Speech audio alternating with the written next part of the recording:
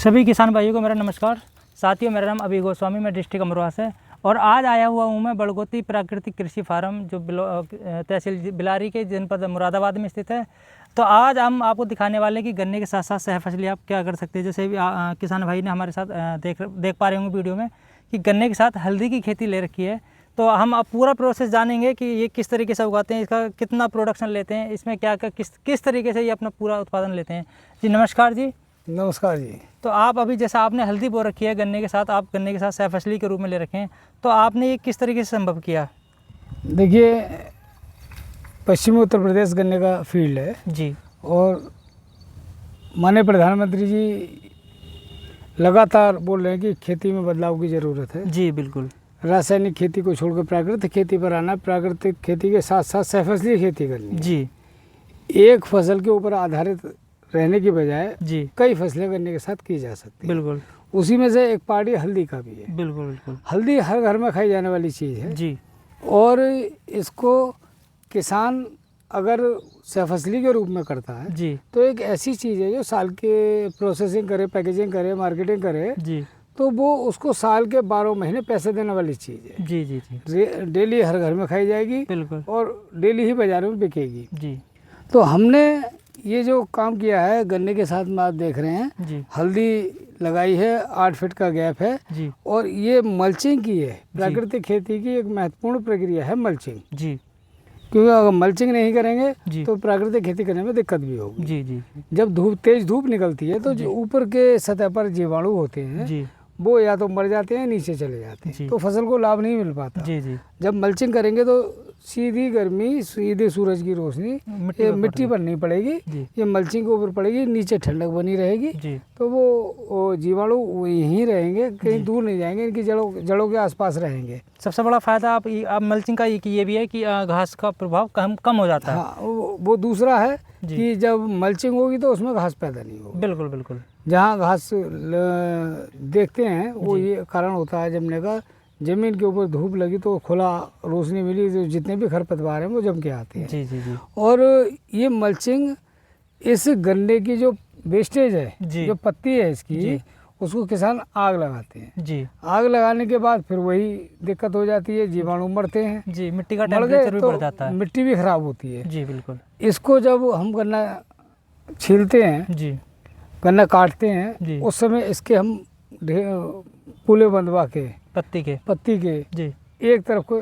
लगा देते हैं मैंड के किनारे पर। जी और जब फसल जैसे ये हल्दी बोई वहाँ से उठवाया, जी फिर इसको हल्दी बोआने के बाद ऊपर से मल्चिंग कर दी। जी जी अब ये आपको रो दिखाई दे रही है, बरसात में ये जी जितना भी बढ़ना होगा पौधा बढ़ जाएगा। जी। निराई गुड़ाई की समय जब जरूरत पड़ेगी बरसात के बाद पड़ेगी, जी तब तक ये पूरी गल चुकी होगी जी और हमारे मिट्टी के साथ जब ये मिक्सअप होगी जी तो इसका ऑर्गेनिक कार्बन बढ़ेगा जी जी जी और बहुत से जीवाणुओं का भोजन बनेगा ये, जी जिससे विभिन्न तरह के फायदे मिलेंगे हमारी फसल को। जी।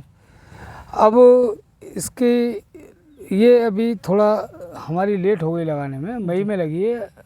मई शुरू में या कितने मई में? मई 15 मई के बाद लगी है। ये हल्दी की आपने खेती जो प्लांटिंग किया आपने 15 मई के आसपास 15 मई के बाद की है। जी। अगर ये थोड़ा 1 महीने पहले लगी होती तो ग्रोथ काफ़ी अच्छी आ गई होती जी। इसकी। तो इसकी आप साल में एक ही बार फसल ले सकते हैं या इसकी कितने, मतलब 2 या 3 फसल ले सकते हैं हल्दी की? साल में एक बार फसल मिलेगी इसकी। जी, मई में बोया जाता है लगभग। और और कितने दिन की फसल है ये अपनी? ये साल में एक ही बार होती है, जब उधर दिसंबर में जाके इसकी दिसंबर जनवरी जाके पत्तियां वो हो जाती हैं, खुदाई शुरू हो जाती है इसकी। जी। लेकिन हम एक साथ नहीं खोदते इसको, जितनी जो हमें ज़रूरत होती जी। है उसी हिसाब से इसको खोदते हैं। जी। और इसमें गन्ने के साथ इसलिए सूट करती है जी। कि ज़मीन पर पड़ जाती है, गन्ना ऊपर हो जाता है। जी। दूरी विधि से कर रहे हैं, किसान ट्रेंच में भी करते हैं 4 फुट 5 फुट, जी। लेकिन हमने इसमें थोड़ा दूरी बढ़ा कर रखी हुई है। जी। 8 फीट की तो दूरी इसकी है। तो खुदाई आप सितंबर के महीने में आप जाकर करते हैं? सितंबर में नहीं, वो हम तो जब ज़रूरत होती है। अब जैसे अभी ये दिसंबर से खुदाई, जब इसके पत्ते पीले होके दिसंबर में जनवरी में गिरने शुरू हो जाते हैं, जी। उसके बाद से इसकी खुदाई शुरू कर। तो ये आपने जो गन्ना लगा रखा है, ये आपने कौन से महीने में इसकी बुआई करी थी गन्ने की? ये गन्ना हमारा पेड़ी है गन्ने की। अच्छा, गन्ने की पेड़ी है। अच्छा, पेड़ी है। तो हम लगभग आप जनवरी, आपने जो मई में आपने इसका गन्ना ये हल्दी की बोई आपने मई में जाके? मई में बोई, लेट हो गई थी, फरवरी मार्च में बोई जानी चाहिए थी। अच्छा, फरवरी मार्च में भी हम हल्दी की खेती लगा सकते हैं फरवरी। तो देखिए किसान भाइयों, आप जो गन्ने की वैरायटी जो भी अपनी बोई जाती हैं, आप लगभग फरवरी, मार्च, अप्रैल, मई तक गन्ना बोया जाता है। तो उसी के बीच आप हल्दी की खेती जो आप सहफसली के रूप में कर सकते हैं। तो आप 2 फ़ायदे हैं आपका, एक तो आप ट्रंच का गन्ना बो सकते हैं। ट्रंच के करने से आपको भी फ़ायदा है कि उसको बढ़वार ज़्यादा होती है, उसको इतना वायु, प्रकाश, हवा, पोषक तत्व सभी मिल जाते हैं क्योंकि इतना कंपटीशन नहीं रहता है। तो गन्ने की भी ग्रोथ अच्छी होती है। उसके साथ साथ आप सहफसली में आप हल्दी है, रागी है, बहुत सारी फसलें आप उगा सकते हैं। तो जैसा कि आप देख पा भी रहे हैं, तो अभी आपने इसमें क्या क्या न्यूट्रिशन क्या देते हैं आप, खाद वगैरह इसमें? ये सब जो भी इनपुट इसमें देते हैं हम, वो आधारित होता है जी। उधर से पानी चलता है, जी। वहीं ड्रम्स रखे हुए हैं जीवामृत के, जी। उन हर पानी पर जी। जीवामृत छोड़ देते हैं। जी। 1 एकड़ में 200 लीटर करीब जीवामृत लगता है। जी। और जब इसकी बुआई की थी, खेत तैयार किया था, उस समय घन जीवामृत इसमें हमने ज़मीन में डाल दिया जी। था।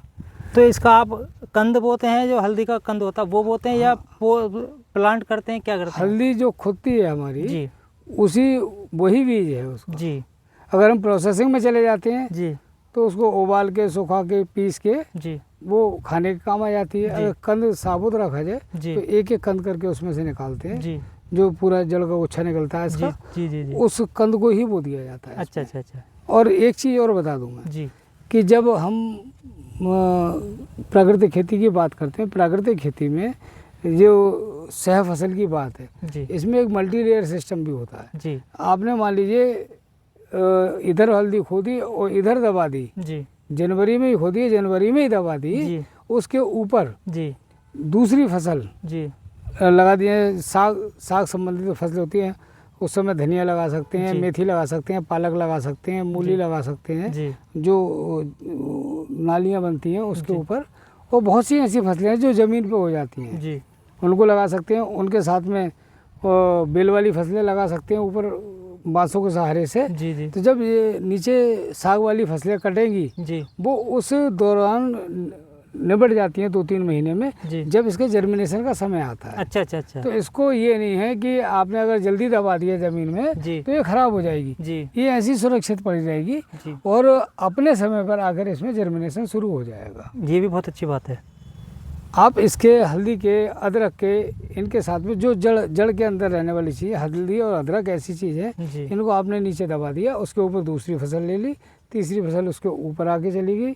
और भी जैसे अगर इसमें हम वो पैटर्न करें जी। तो बीच में गन्ना भी हो सकता है। तो अभी आपने इसको हम मल्टी लेयर में कन्वर्ट कर सकते हैं। जी। अभी आपने कितने बीघे में आपने सहफसली खेती कर रखी है, गन्ने और ये हल्दी की? गन्ने और हल्दी की हमारी ये आधा एकड़ में है इस समय। अभी फिलहाल आधा एकड़ है जी। तो कितने दिन से आप कर रहे हैं इस ये तरीका, आपने कब से अपनाया? छोटे छोटे स्तर पर कई सालों से चल रहा है। अच्छा अच्छा अच्छा।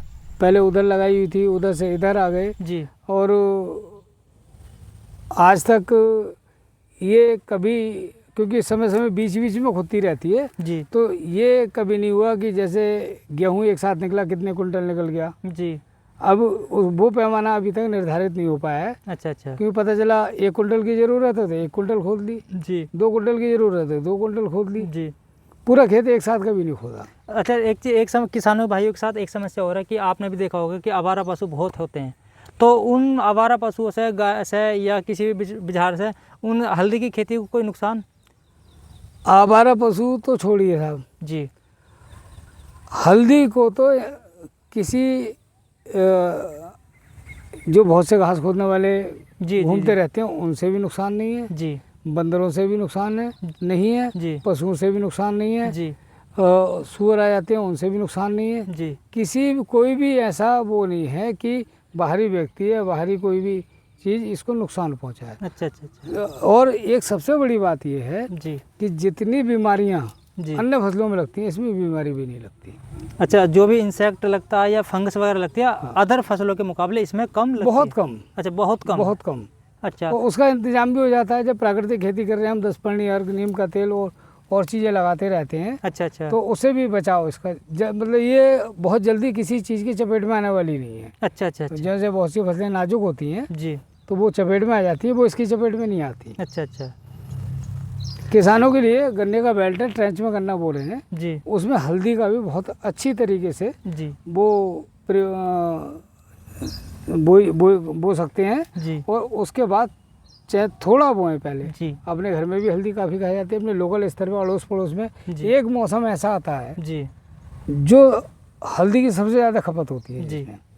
जिस समय आम का अचार पड़ने का समय होता है, जी आम का सीजन होता है, उस समय पर हल्दी की बहुत ज़्यादा डिमांड बढ़ जाती है। जी तो किसान इससे गन्ने के अलावा इससे भी अच्छा पैसा कमा सकता है। देखिए किसान भाइयों, हल्दी सिर्फ एक मसाला ही नहीं, अपितु हल्दी एक ऐसी चीज़ है जिसको आप मेडिसिनल प्लांट भी बोल सकते हैं, क्योंकि इसका औषधियों में भी बहुत अच्छे बड़े पैमाने पर इसका प्रयोग किया जाता है। साथ ही साथ मसाले के रूप में आप कोई घर ऐसा छिका हुआ नहीं है जिसमें हल्दी का प्रयोग नहीं हो, क्योंकि कोई भी आप सब्जी बना लो बिना हल्दी के वो फीकी है। जी जी। तो आप हल्दी के लिए और बाकी किसान भाइयों से आप क्या कहना चाहते हैं हल्दी के बारे में, वे उगाएं या नहीं उगाएं, किस तरीके से वो अपनी खेती को डेवलप कर सकते हैं? मैं देखिए किसी भी काम को करते करते सीखता है आदमी। जी अगर आज हम हल्दी कर रहे हैं गन्ने जी, के जी। साथ, तो वो भी इसको कर सकते हैं। जी कोई रॉकेट साइंस नहीं लग रही इसमें। जी आमतौर पर बहुत से किसान करते हैं गाँव में, देहात में, अपने परिवार के लिए, छोटी छोटी बाज़ारों में बेचने के लिए जी जी हल्दी करते हैं। वो जी अपने गांव में सीख लें किसी से। जी कोई दिक्कत परेशानी हो तो हमारा नंबर 8954622048 है। जी आप हमसे जानकारी ले सकते हैं। बीज, अच्छे बीज की उपलब्धता कहाँ से होगी वो भी बता देंगे हम। हमारे पास होगा हम दे देंगे ना। हमारे साथ और बहुत किसान ऐसे हैं जी जो हल्दी की खेती करते हैं, जी। उनके पास भेज देंगे उनको। अच्छा, आप किसान भाई अगर कोई खेती करना चाहे हल्दी की तो आप बीज भी प्रोवाइड अपने यहाँ से करा सकते हैं? हाँ जी, हाँ जी। जी। और उसको पैदा करने के बाद बेचने में दिक्कत हो जी तो बिकवाने की व्यवस्था कर देंगे। देखिए कितनी अच्छी बात कही इन्होंने। यदि आप हल्दी की खेती करना चाहते हैं, अगर आपको बीज नहीं मिल पा रहा है तो अभी किसान भाई ने अपना नंबर भी बता दिया है, आप इनसे संपर्क कीजिए, हल्दी का बीज इनसे ले जाइए। अगर इनसे भी नहीं ले पाते तो ये आपको एक सही रास्ता दिखा देंगे कि आपको बीज कहाँ मिलेगा। दूसरी चीज़, जब आपका प्रोडक्शन हो जाएगा, जब आपका फसल पूरी हो जाएगी, तब उसके आप खुदाई करने के बाद इनसे संपर्क कर सकते हैं। ये बिकवाने में भी मदद करेंगे और इनका हो सकता है तो आप ये खरीद भी सकते हैं। क्यों?